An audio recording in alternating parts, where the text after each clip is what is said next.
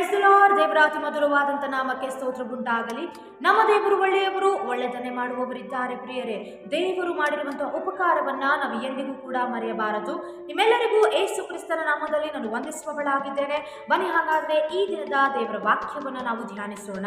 ಕೀರ್ತನೆಗಳು 105ನೇ ಅಧ್ಯಾಯ ಅದರ 19ನೇ ವಚನದಲ್ಲಿ ಈ ರೀತಿಯಾಗಿ ಬರೆದಿದೆ, ಅವನು ತನ್ನ ಮಾತು ನೆರವೇರುವ ತನಕ ಯೆಹೋವನ ವಾಕ್ಯದಿಂದ ಶೋಧಿತನಾದನು. ಪ್ರಿಯ ದೇವ ಮಕ್ಕಳೇ, ಈ ವಾಕ್ಯವು ಯಾರ ಕುರಿತಾಗಿ ಬರೆದಿದೆ ಎಂಬುದಾಗಿ ನಾವು ಆಲೋಚಿಸುವಾಗ ಈ ವಾಕ್ಯವು ಯೋಸೇಫನ ಕುರಿತಾಗಿ ಬರೆದಿದೆ ಪ್ರಿಯರೇ. ಅಲ್ಲಿ ನಾವು ನೋಡುವಾಗ ಅವನು ತನ್ನ ಮಾತು ಅಂದರೆ ದೇವರ ಮಾತು ನೆರವೇರುವ ತನಕ ಯೆಹೋವನ ವಾಕ್ಯದಿಂದ ಶೋಧಿತನಾದನು. ಪ್ರೀತಿಯ ದೇವ ಮಕ್ಕಳೇ, ನಾವು ಯೋಸೇಫನ ಕುರಿತಾಗಿ ನಾವು ನೋಡುವಾಗ ಯೋಸೇಫನಿಗೆ ಸ್ವಂತ ಅಣ್ಣ ತಮ್ಮಂದ್ರೆ ಪ್ರೀತಿ ಮಾಡಲಿಲ್ಲ ಪ್ರಿಯರೇ.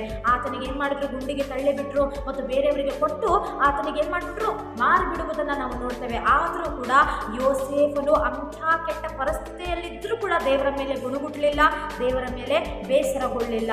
ಅದೇ ರೀತಿಯಾಗಿ ಪ್ರಾರ್ಥನೆಯೊಂದಿಗೆ ಆತನ ಕನೆಕ್ಷನ್ ಯಾವ ರೀತಿಯಾಗಿತ್ತು, ಯೇಸುವಿನೊಂದಿಗೆ ಇತ್ತು ಪ್ರಿಯರೇ.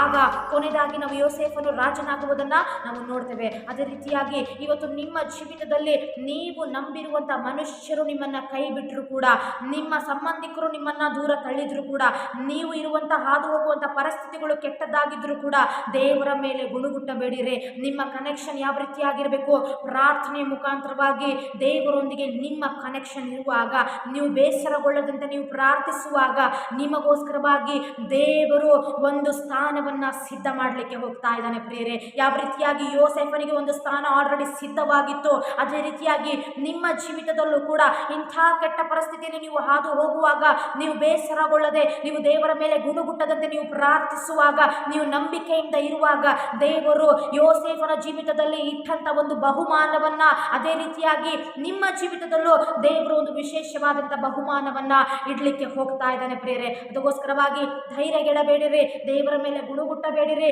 ನಿಮಗೆ ಎಷ್ಟೇ ಕಠಿಣವಾದಂತಹ ಪರಿಸ್ಥಿತಿಗಳಲ್ಲೂ ಪರಿಸ್ಥಿತಿಗಳಲ್ಲಿ ನೀವು ಹಾದು ಹೋದರೂ ಕೂಡ ನೀವು ಧೈರ್ಯವಾಗಿ ನೀವು ಪ್ರಾರ್ಥಿಸುವವರಾಗಿರಿ. ಈ ವಾಕ್ಯಗಳ ಮುಖಾಂತರವಾಗಿ ದೇವರು ನಿಮ್ಮನ್ನು ಆಶೀರ್ವದಿಸಲಿ, ನಿಮ್ಮೊಂದಿಗಿರಲಿ. God bless you. ಆಮೇನ್.